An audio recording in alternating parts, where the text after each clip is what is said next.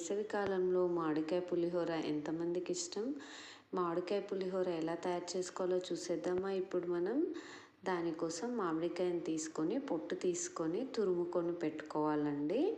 ఈ తురుమును పక్కకు పెట్టేసుకొని ఈలోగా మనం అన్నం వండుకొని అన్నంని చల్లార పెట్టుకుందాం. ఈ పోపుకు కావాల్సిన దినుసులన్నిటిని రెడీగా పెట్టుకుందాం అన్నమాట. ఇప్పుడు మనం అన్నం అనేది కొంచెం విడివిడిగా ఉండాలి, మెత్తగా లేకుండా. అప్పుడే పులిహోర మంచిగా ఉంటుందన్నమాట.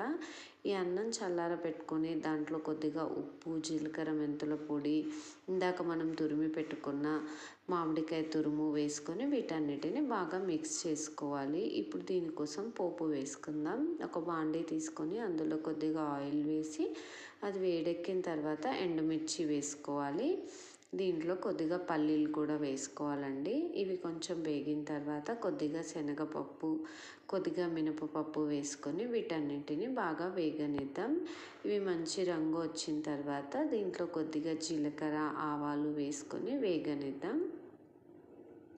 ఇవి వేగిన తర్వాత దీంట్లో కొద్దిగా కరివేపాకు వేసుకొని అది కూడా కొంచెం వేగాలి. వేగిన తర్వాత దీంట్లో కొద్దిగా పసుపు, జీలకర్ర, మెంతుల పొడి, ఇంగువ పొడి వేసుకుందాం. వీటన్నిటిని వేసుకోవడం వల్ల, ఇంగువ వేసుకోవడం వల్ల పులిహోర అనేది మంచి రుచి వస్తుందన్నమాట.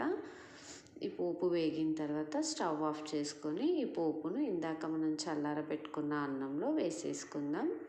బాగా మిక్స్ చేసుకుందాం. మామిడికాయ తురుము, ఉప్పు ఏదైనా తక్కువ అనిపిస్తే రుచి చూసుకొని మరికొద్దిగా యాడ్ చేసుకోవచ్చు అన్నమాట. అంతే అండి, ఎంతో టేస్టీగా ఉండే మామిడికాయ పులిహోర రెడీ అయిపోయింది.